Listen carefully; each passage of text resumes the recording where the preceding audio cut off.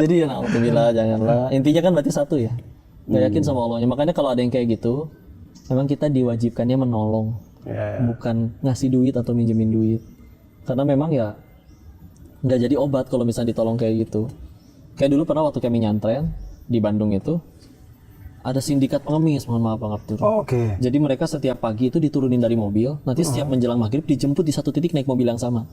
Agi waktu itu bilang apa? Kita harus tolong mereka. Dengan cara apa? Dengan tidak ada seorang pun yang ngasih. Jadi kadang kalau misalnya kita ataupun kita dosa, kalau misalnya ada orang yang kalah judi kita nggak mau minjemin, gimana? Kadang kita itu diwajibkannya menolong, bukan minjemin duit. Jadi ketika akhirnya nggak ada yang ngasih, mereka gimana? Akhirnya jadi pada kerja bener, nggak ada yang mau ngasih lagi. Nah, ketika orang yang kayak KO judi kayak begitu, kalau udah dikasih nggak beres. Kita pernah nerima ya, ada ngechat ke admin judi kami dulu zaman dulu, minta saya 500.000, tolong cek akun saya yang ini, coba cek udah kalah berapa. Begitu dicek bener udah kalah 800 juta.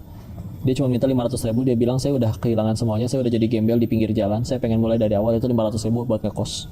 Ya udah kita kasihan, kita kasih 15 menit kemudian di depo lagi itu 500.000, nggak jadi obat.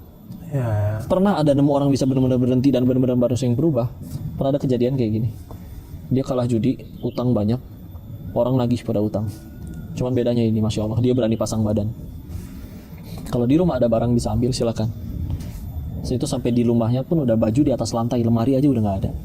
Ketika ada yang nagih lagi, saya pasang badan, Bapak mau apa? Bapak mau bunuh saya? Ini pisaunya, ini leher saya, silakan. Tapi kalau saya dimatiin sama Bapak, demi Allah duit Bapak nggak balik.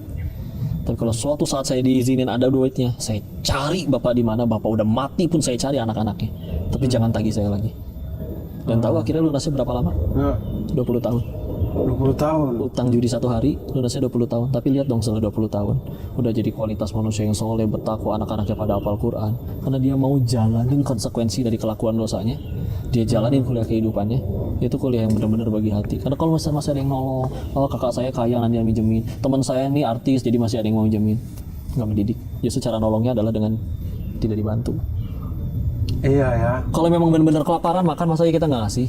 Ayo makan, ayo gue bayarin dulu 25.000 paling makan. Iya betul. Masa kita nggak ngasih sih? Cuman kalau masalahnya harus nalangin utang lu yang 500 juta gara-gara kelakuan lu sendiri, nggak mendidik. Betul. Karena yang masalah di mental. Itu bukan masalah keuangan. Kalau ada guru ngaji anaknya kelaparan, masa ya kita nggak ngasih sih? Iya. Orangnya hidup lurus bener. Ya orang ini diundang oleh kelakuan sendiri kok. Iya. Dan nah ya